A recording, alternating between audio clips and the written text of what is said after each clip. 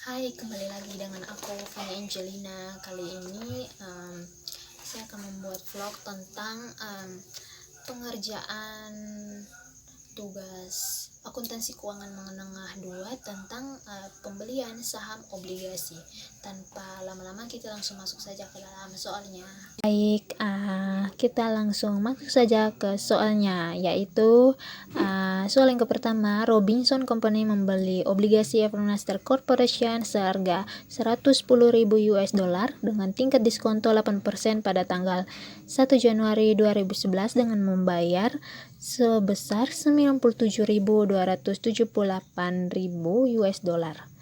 Obligasi ini akan jatuh tempo tiap tanggal 1 Januari 2016 dan yield sebesar 10%. Jadi yield sini sebesar 10% ya teman-teman. Dengan bunga dibayarkan setiap tanggal 1 Juli dan 1 Januari. Jadi pada soal ini diminta untuk buat amortisasinya dan juga jurnal dan pelaporan, yaitu laporan keuangannya. Baik, tanpa basa-basi kita akan masuk ke dalam tahap pengerjaannya, yaitu yang pertama kita akan memulai duluan dengan tabel amortisasinya. Jadi tabel amortisasinya terdiri dari 5 kolom ya teman-teman, yaitu terdiri dari tanggal, penerimaan kas, pendapatan bunga, amortisasi diskonto, dan juga jumlah amortisasinya.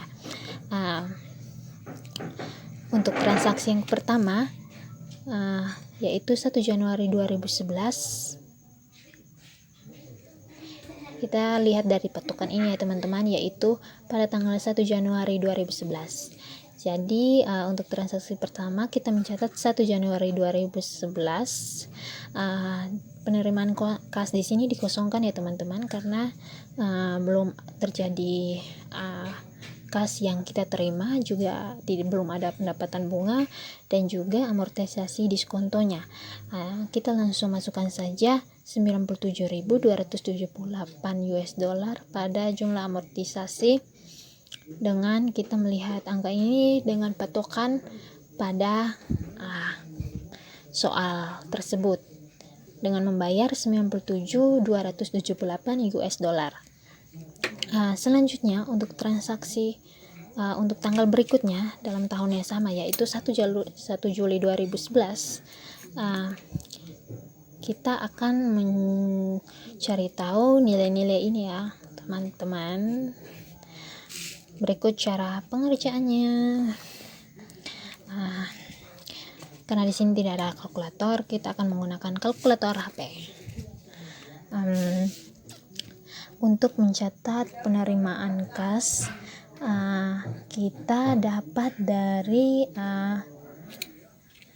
110.000 US dollar, 110.000 US dollar dikalikan dengan 8% dikalikan dengan 1/2. Mengapa dikalikan dengan 1/2? Karena pembayaran di sini dibayarkan setiap tanggal 1 Juli dan juga 1 Januari. Jadi 1 tahun itu terdapat 2 kali pembayaran.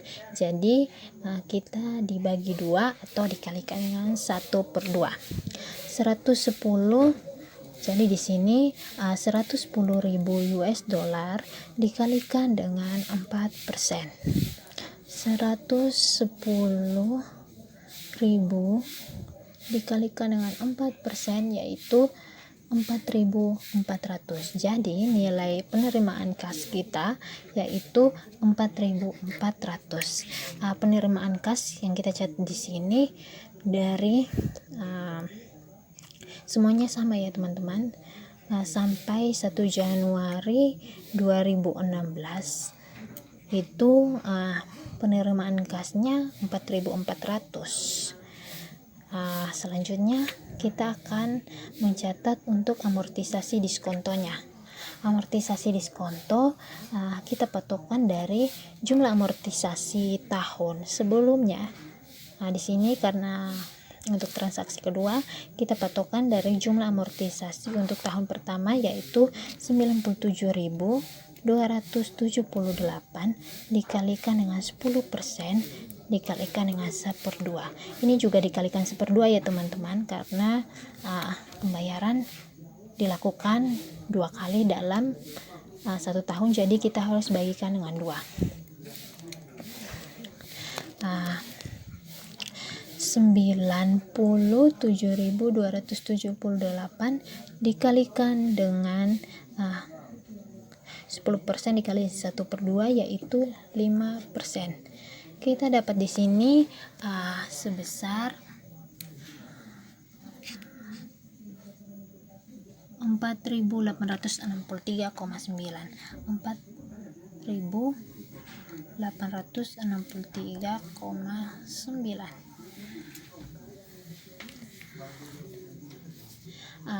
Di sini kita bulatkan saja ya menjadi 4.864. Jadi 4.864 yang kita cakar tadi merupakan pendapatan bunga ya, bukan amortisasi diskontonya. Ini merupakan pendapatan bunga yaitu 4.864. Kemudian untuk mendapat amortisasi diskontonya didapat dari pendapatan bunga dikurangi dengan penerimaan kas. 4.864 dikurangi dengan 4.400. Ini 4.864 yang kita telah bulatkan tadi ya teman-teman. Jadi hasilnya yaitu 464. Hasilnya kita taruh pada kolom amortisasi diskonto.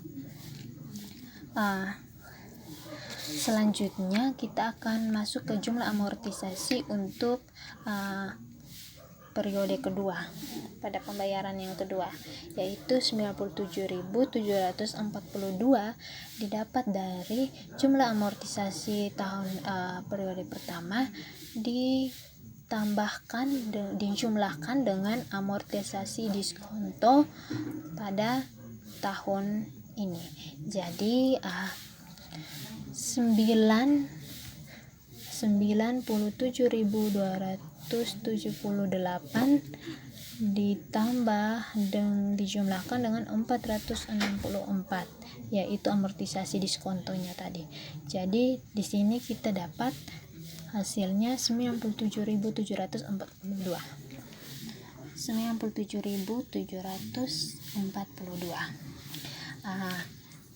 Selanjutnya cara pengerjaan untuk pendapatan bunga dari periode selanjutnya sama, kita akan mengerjakan dengan cara yang sama yaitu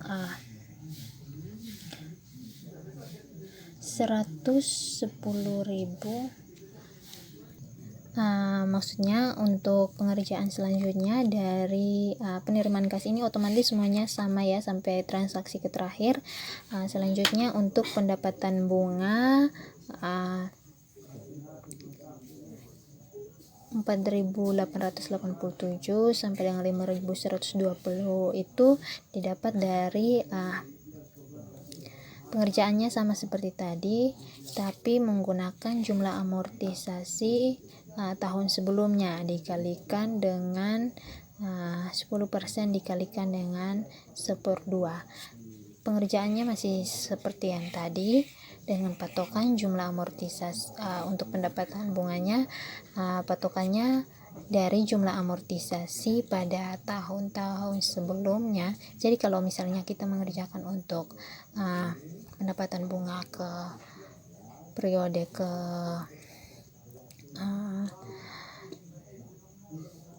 4 atau 5, jika kita kerja dari periode keempat, berarti patokan jumlah amortisasinya dari jumlah amortisasi tahun sebelumnya, yaitu yang 98.229 dikalikan dengan yield 10% dikalikan dengan 1/2%. Jadi pengerjaannya semua sama sampai transaksi selanjutnya. Jika sudah mendapatkan hasilnya sampai dengan transaksi periode terakhir, maka kita tinggal jumlahkan penerimaan kas, pendapatan bunga, amortisasi diskonto, dan juga jumlah amortisasi. Untuk jumlah dari penerimaan kas yaitu 44.000, untuk jumlah dari pendapatan bunga yaitu 49.655, jumlah amortisasi diskonto 5.835. Kalau untuk jumlah amortisasinya tidak perlu dijumlahkan ya teman-teman. Selanjutnya kita akan masuk ke step kedua, yaitu permintaan kedua dari soal ini, yaitu jurnal. Jurnal di sini yaitu yang pertama 1 Juli 2011, yaitu pencatatan pembayaran bunga setengah tahunan pertama pada 1 Juli 2011. Pada 1 Juli 2011 ini jurnal yang dicatat yaitu kas sebesar 4.400, kas dari penerimaan kas ini 4.400, investasi utang didapatkan dari amortisasi diskonto untuk 1 Juli 2011, dan di kreditnya ada pendapatan bunga sebesar 4.864. Jadi di sini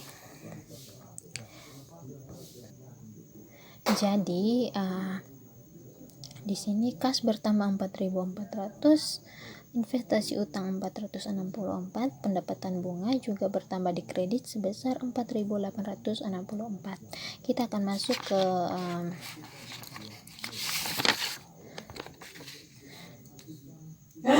pencatatan bunga yang masih harus dibayarkan dan mengamortisasi diskonto pada tanggal 31 Desember 2011. Jadi jurnal untuk 31 Desember 2011 yaitu piutang bunga sebesar 4.400, yaitu penerimaan kas ini 4.400, investasi utang 487 karena ini 31 Desember 2011, yaitu totalnya dari 1 Januari 2012, yaitu investasi utangnya 487 dari amortisasi diskonto ini.